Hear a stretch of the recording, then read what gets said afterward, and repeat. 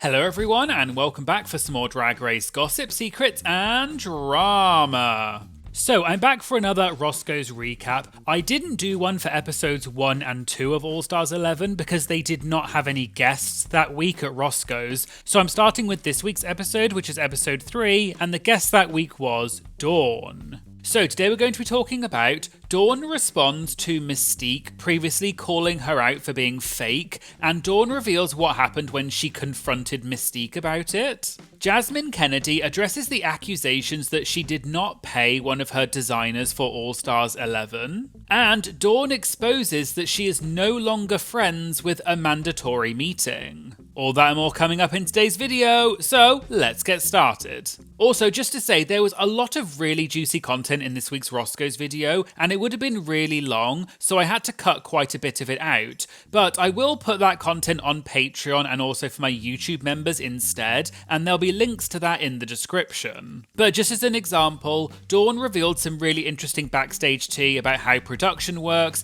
There was an unaired moment from the lip sync that Dawn was mad they didn't include, and she also said why some of the queens forced World of Wonder to remove some of the promo images from social media. So again, if you want to hear about those things, go and check out my Patreon or my YouTube membership, which is linked in the description. Okay, they started out by talking about giving out the MVQ points at the beginning of this episode. Naysha was trying to do the math in her head and said Akiria is set up to go all the way through. But Dawn said she thought when it came down to the MVQ points and the lip sync, she could potentially edge Akiria out. Naysha then asked Dawn how she felt about the point distribution in general, because it seemed like Dawn was kind of bothered that so many people gave their point to Akiria even though she was already in the lead. Dawn said she wasn't upset, it's just that that's not how she would have played the game, so she's just shocked. But she added that giving the point to Akiria was a very Morgan McMichaels thing to do.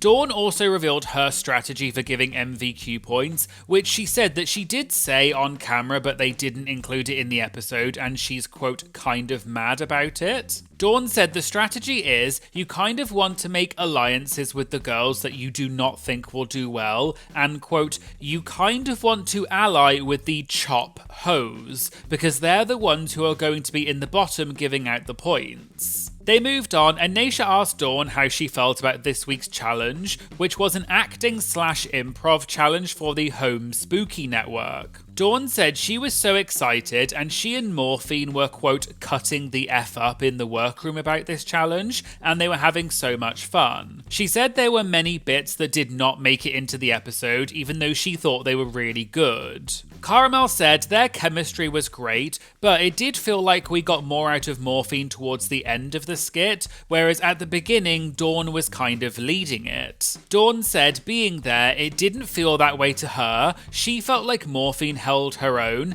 and Dawn said she actually thinks Morphine did better than she did on the day, but the edit may have made Morphine look worse than she was. Dawn also revealed that they did not get to watch the other queens do their scenes at the time, but while the queens were getting ready for the runway, they did show them all the scenes in full on a TV screen, because the queens needed to know for the MVQ points how everyone did, so they did get to see the other queens' performances. Batty brought up Mystique and Lucky's scene and said clearly chemistry is what makes these challenges happen. So Batty joked and asked Dawn if she thought that they put Mystique and Lucky in pairs together just to get this outcome. Dawn said, quote, what a great question because I have no idea, but God, I hope so because that's genius, and everyone laughed. Dawn said the energy with those two in the room was so weird, and when they got to watch the full thing, Dawn said to herself, quote, okay, so we're good. Dawn also said not to sound shady, but when they watched the full unedited scenes on set, Lucky and Mystique's scene was actually way worse than what was shown in the episode. And they think that maybe Mystique or Lucky could have done better if they were on their own, but it was just the pairing was not good. They moved on to the runways for this week, and Dawn said that hers was inspired by the movie Ratatouille. The designer Dawn used is Beck Jones, who Dawn described as, quote, really fab and a master of textiles and texture. Dawn then said Beck was the same designer that Jasmine Kennedie was accused of not paying for an outfit. But Dawn laughed and quickly walked it back and said Jasmine has now paid him back and quote, they don't have beef, it's fine. Just to explain for those of you who may not know, back when the All-Stars 11 promos dropped, a New York-based designer named Beck Jones responded to a thread on Twitter about queens not paying designers. And Beck said, story time, I love creating pieces for some of our favourite Ru girls, but last summer we created 2 dresses for Jasmine Kennedie for this season of All Stars, and they have yet to be paid off, and she has since ghosted me and my team, and her manager said it wasn't their problem. There were also several follow-up tweets, which I won't read in full, but they were basically saying that they were friends with Jasmine, but she ghosted them about the payment,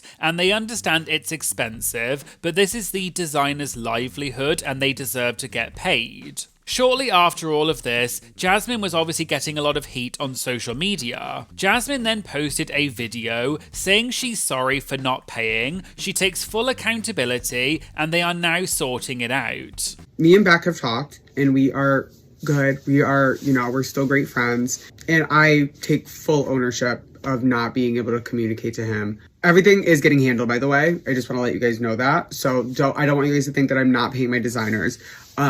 I have been paying off designers slowly one by one as I have been coming back from filming.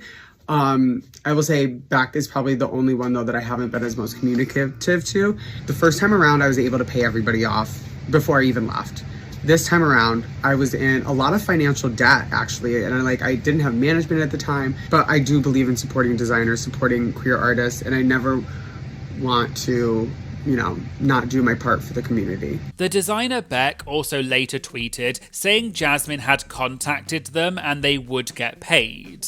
Okay, going back to Roscoe's, and they then got to Mystique Summers' runway look, and she said it was a reference to the J'adore commercial. But Naysha said, quote, this pees me off. You get the opportunity to get on All Stars, you haven't been on there for who knows how long, and you come and put on a gown and necklace and short hair and say J'adore. Get the F out of here with that. Naysha said she'd want to talk to Mystique about it because you never know, maybe she had a problem with the designer not finishing the outfit. But Dawn said that's not the case, and as far as she knows from what Mystique said to her, Mystique loved this outfit and felt so, quote, puss, and Mystique had said that she thought it looked like it had been pulled directly off Charlize Theron's body herself in the J'adore commercial. Cara then asked, was that Mystique's wig, or was it Morgan's entrance wig that she was wearing? Dawn said, quote,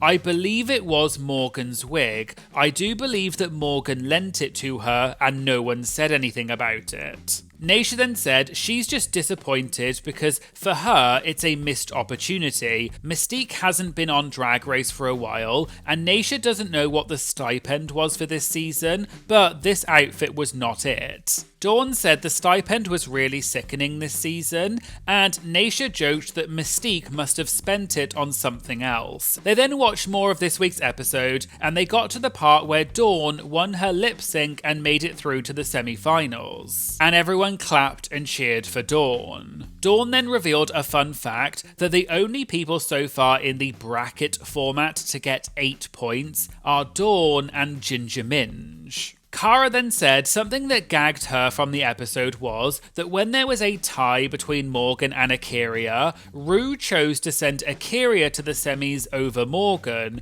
which was a surprise because Morgan had 2 wins whereas A'keria had 1, so Cara asked Dawn why she thinks Ru did that. Dawn said, quote, I think Ru likes A'keria better. I don't think it's that hard, honestly. Batty added that Ru did bring A'keria back, and A'keria did leave on her own from All-Stars 6, so maybe this was her final redemption moment. There was then a follow-up question from Naysha about the semi-finals, and she asked Dawn how much time the queens get to prepare for the semi-finals. Dawn was hesitant to answer at first, but Batty said it's fine because they already know when the bracket was filmed, because LaToya Jackson had mentioned last week that her birthday was the day they filmed. Dawn said, as far as she's aware, they gave the queens the content for the semi-finals when they got the call for the season, so everyone had the same amount of time to prepare in advance. And so Dawn said she was really grateful that she was in bracket 1 because she didn't prepare anything for the semi-finals until she made it through. Because she had multiple weeks for bracket 1 and then multiple weeks after that before the semis. So Dawn felt sorry for the bracket 3 queens because they don't get the same amount of time, and for the queens that did not make it through to the semis, it was all for nothing. They then talked more about this week's episode, and Cara said it feels like because Mystique knew she only had 1 point and wasn't going to move much further, it seemed like she was trying to stir the pot and cause drama at the table even before the challenge, and also in Untucked. But it felt like every time she tried to do that, either Dawn, Morphine or Morgan would shut her down. So was that really the case? Dawn said, quote, "Girl, at this point, watching this episode, I don't think I have a single grasp on what's going on in Mystique's head. I didn't know she hated me like that. I didn't know she was feeling me like that. So yeah, totally, she was trying bleep, and I don't think any of us were feeling it." They then said that this would be a good time to talk about the drama between Dawn and Mystique, because they had been alluding to it for the entire viewing party, but they hadn't actually talked about it up until now. Just for those of you who may not know, I did talk about this in my Scorpios recap, which I'll link to in the description if you want to get the full tea. But at Scorpios last week, Mystique called Dawn fake and said that she was annoyed at something that Dawn said. I'm gonna be just like her. She only feels safe when it's a camera and her by herself. She doesn't really perform. She does not do anything. When this one interview come out the next day, we had a question. The question was, who could you beat in a lip sync battle easily? And that looked at me and said, Mystique. And I looked at her and said, you a fly. All you gonna do is your typical Dawn motion. Which you gonna is? roll and be on the ground and be, I'm not gonna conform to whatever you want a hoe to conform to. I'm not Dawn. I cannot stand someone that's completely fake. Do not put me in a box. This is what I love to do. This is what I was born to do. I did not come out doing drag during COVID. But going back to Roscoe's, Dawn said Mystique didn't just read her, she, quote, eviscerated her. Dawn said during filming, she didn't really get close with Mystique, and this isn't a read, but they're just not from the same generation, they don't have common interests, and they didn't bond over anything. So Dawn was not close with Mystique, but she did get close with the other queens. But Dawn said she thought that she and Mystique were cool. Then, during press week, they did a Hot Ones style interview where she had to eat chicken wings, and the question Dawn got asked was, who from your cast would you want to lip sync against if you wanted to win? Dawn said she wasn't going to say Morgan or Akira because she had already lost to both of them, and she wasn't going to say Morphine either because she also lost to her on season 16. And then it was between Lucky and Mystique, so Dawn just said, quote, oh, haha, Mystique. Dawn said the answer was such a, quote, nothing burger and just a stupid answer, but she guesses that she, quote, plucked the girl with that answer because Mystique was very upset. And that's why Mystique called Dawn fake at the Scorpios viewing party. Dawn said what was interesting to her was that she didn't realise that she and Mystique had a problem. Dawn was aware that apparently last summer, Mystique was going around saying some things about Dawn and how their bracket filming went. So Dawn just thought maybe Mystique is a little bit butthurt about how the filming went down. But Dawn said if Mystique is watching, she did text Mystique after she saw that Scorpios clip, and she doesn't feel like she's fake because she reads Morphine to her face, and she doesn't read people she doesn't know. But Dawn said, quote, I guess maybe she, meaning Mystique, wanted me to be like, F you, I don't know, I'm confused. Dawn revealed she did DM Mystique and said, "Hey girl, so it's F you, F you, F you, so I guess it's F you too." And then Mystique replied and said, "LOL girl, we're good." And Dawn said, "Okay, but like that was a lot." Dawn added that after watching this week's episode of All Stars, she does think it's a little ironic for Mystique to be saying that Dawn was the one who was only comfortable saying things when she was alone in a room with a camera, because Dawn said she hadn't said anything bad about Mystique in the confessionals, but Mystique was in the confessionals calling Dawn cocky. Batty Davis added, quote, "Not only is she at the confessional, she's at another viewing party talking about you." Dawn agreed and said, quote, "You're at a viewing party in the confessional calling me cocky. I never had an issue with you, so I never said bleep to you, but clearly you had an issue with me, and I never found that out until you were alone with a camera, so that's just what's weird to me." Dawn thinks that maybe Mystique got too drunk at the Scorpios viewing party, and maybe said a little more than she should have. And Dawn ended by saying, quote,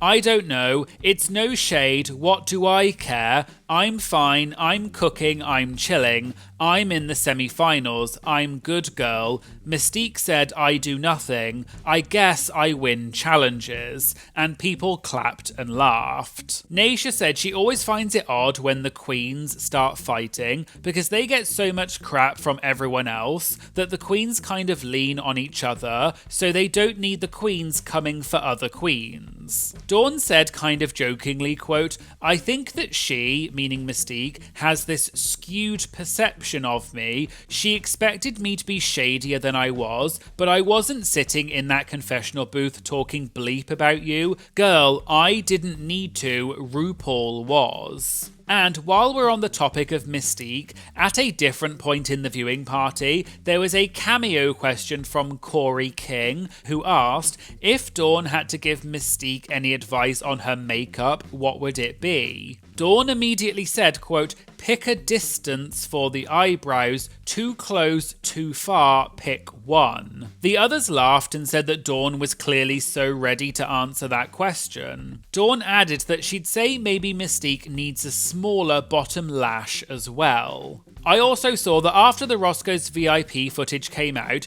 people posted the footage of this section of the viewing party on social media where Dawn was talking about Mystique. And someone on Twitter jokingly said, "Oh my god, why did Dawn call at Mystique Summers an old raggedy hag on Roscoe's What the F?" Mystique reposted it and said, "LOL, love it." And Dawn replied saying, "I also didn't say that LOL, just FYI." Going back to Roscoe's, they moved on to the Q&A section, and there was a VIP question which was about how Plain Jane recently did a video with Amanda Tori Meating where they squashed their beef. And they wanted to know if Dawn still has any beef with Amanda Tori Meating. Just as some background context for those of you who may not know, Dawn and Amanda were good friends on season 16, and at one point they were pretty close. However, back in February of 2026, Amanda was on the Kelly Mantle podcast, and Kelly asked Amanda about different people in the cast, and one of them was Dawn. And when she asked about Dawn, Amanda said they were no longer close. Dawn. She exists. They all exist. I thought you and Dawn were like BFFs. I think we were at one point, but it's like after the season, happens and more time passes and we get into our different lives, it's just like, I feel like people grow apart. So going back to Roscoe's, I assume this is why the VIP question asked Dawn if she and Amanda still have beef. Dawn laughed and said that, quote, "beef is a complicated term." But Naysha pressed her and said, do they have beef? And Dawn said, quote, "I don't speak to her and I don't care to, and I will leave it there." and people in the audience gasped a bit. Naysha said she doesn't want to make Dawn uncomfortable, but asked if Dawn could explain to everyone why. Dawn said she and Amanda were incredibly close, like real genuine sisters, but, quote, sometimes things happen between friends that causes a bit of a friend breakup, and everyone's been there. Dawn added that the situation is too much for the internet right now, so she doesn't want to get into it, but she wishes Amanda the best and she doesn't hate her, but Dawn said she, quote, just doesn't care to be close to her. Also, as I said earlier, there was a lot more juicy content that I had to cut from this video, so if you do want to hear about the extra content, go and check out my Patreon or become a YouTube member, and there will be links to that in the description. So there you go, there was the Roscoe's recap for All Stars 11 Episode 3. What was your favourite part of this viewing party? And what did you think of Bracket 1 overall? Let me know in the comments. I'd also like to give a special shout out to my latest Patreon members, Slouchimus Prime and Vivian, who joined in the You're a Winner Baby tier. Slouchimus Prime and Vivian, you are both winners, baby. If you'd like to get things like early access, exclusive content, as well as many other benefits like priority to have your comments featured in my videos, you can check out either my Patreon, which is my main platform, or for a more convenient option if you want, you can also join my YouTube membership by clicking the join button under any of my videos. And there'll be links to both of those things in the description. I'd also like to say thank you so much to my amazing Patreon members. You are absolutely incredible. Your support truly does keep this channel going, and you have no idea how grateful I am to all of you. So honestly, thank you so much. Please make sure you like and comment on this video because it does help to boost it in the algorithm and promote it to even more people. And please make sure you do your big one and smash that subscribe button because it does make a big difference. Thank you so much for watching, and I hope you'll join me in the future for some more Drag Race gossip, secrets, and drama. Thank you so much. Bye.